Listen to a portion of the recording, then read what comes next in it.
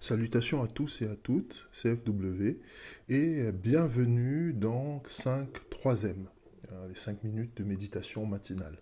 Je suis FW et aujourd'hui mes méditations m'amènent à me pencher sur un passage de la Bible qui est Proverbe 4, verset 23.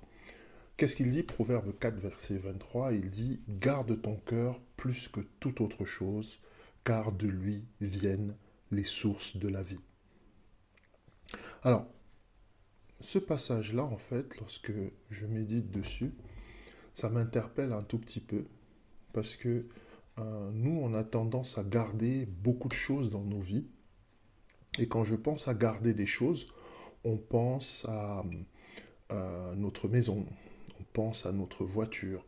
Donc par exemple, pour la maison, tu as un système d'alarme, tu vas installer une porte blindée, tu vas mettre des caméras de surveillance pour certains, tu vas mettre, à la limite, certains ont un chien de garde, un chien ou un animal domestique pour les alerter au cas où quelqu'un viendra entrer dans la maison par effraction.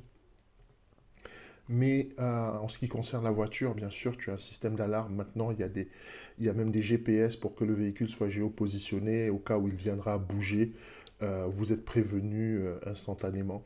Donc, il y a toutes ces choses-là qu'on met en place pour protéger les choses qui ont de la valeur.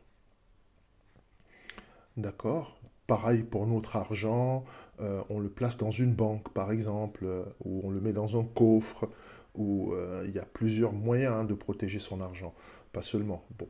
Mais l'idée, c'est de te faire comprendre qu'il y a des choses très importantes que nous protégeons tout le temps, que nous protégeons systématiquement. Tu sors de chez toi, tu fermes la porte. Pour d'autres qui sont beaucoup plus prudents, ils regardent si les volets sont fermés, si les fenêtres sont fermées, s'il n'y a pas une issue qui n'a pas été, ou une entrée qui n'a pas été verrouillée. Donc tout ça pour te dire une chose, on a tendance à protéger ou même à surprotéger les choses qui n'ont pas, qui sont matérielles. Mais en fait, quand on regarde ce passage-là, on comprend que on a sous-protégé un des éléments les plus importants. La Bible dit que c'est de lui que viennent les sources de la vie. Eh bien, un des éléments les plus importants de ta vie, c'est ton cœur. Lorsque ton cœur est touché, et ça c'est au sens propre comme au sens figuré, c'est-à-dire ton cœur est touché sentimentalement, par exemple, quand ton cœur est touché, ça peut même aller jusqu'à provoquer des maladies. Il y a même d'ailleurs une maladie qui s'appelle la maladie du cœur brisé, pour ceux qui s'intéressent. Ce que je veux te faire comprendre, c'est que ton cœur est précieux.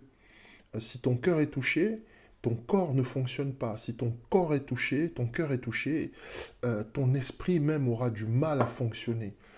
Si ton cœur est touché, ton âme aussi aura du mal à fonctionner. J'essaie juste de te faire comprendre une seule chose, c'est que ton cœur est précieux. Parce que ton cœur, en fait, c'est là qu'il y a l'énergie qui anime tout ton corps. Ton cœur, c'est là qu'il y a l'énergie qui anime ton âme. Cette énergie-là vient de tes émotions. Au niveau physique, c'est ton cœur qui transporte le sang dans tous les organes du corps. Et si ton cœur est en train de vibrer sur une très mauvaise énergie, devine quoi? Eh bien, le sang qu'il va transporter dans tous les organes de ton corps aura aussi une mauvaise énergie. Protéger son cœur, ça veut dire quoi? Fais attention à ce que tu écoutes. Fais attention à ce que tu entends. Fais attention à ce que tu dis. Fais attention à là où tu vas. Les choses ne doivent pas être simplement vécues, elles doivent être contrôlées.